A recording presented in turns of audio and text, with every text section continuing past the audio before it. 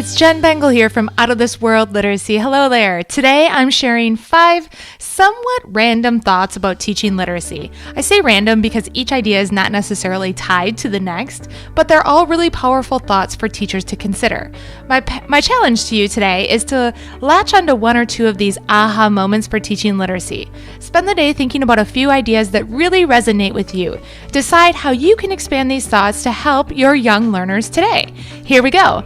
Number 1, read alouds are great because they take away the need for decoding. Students should experience grade-appropriate text regardless of their reading level. They can still attend to all the meanings of the text because they do not have to worry about the decoding.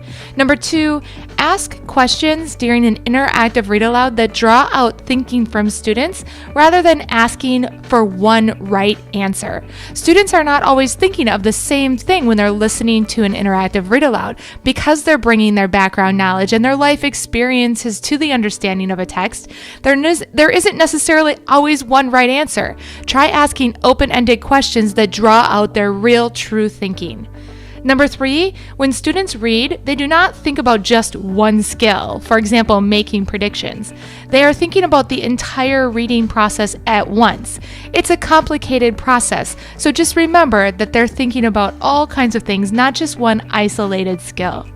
Number 4, students infer when they are reading all the time. As teachers, we need to bring this skill that they are already doing to their attention throughout the year together. We can't just teach inferencing for 1 week and never talk about it again because our students are inferring every time they read.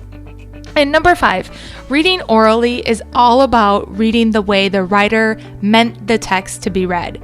We read informational text different than we read poetry or mystery. So as we're reading aloud, encourage your students to think about how did the author really intend for you to sound when you were reading this aloud, and then try out how that sounds. I hope this chat sparks some ideas for thinking about how you can help students in your classroom today. It's been my pleasure chatting with you. Know that I'm the biggest fan of the work that you and your students are doing in the classroom every day. If you'd like more teaching tips, you can check out outofthisworldliteracy.com. Until next time, you've got this.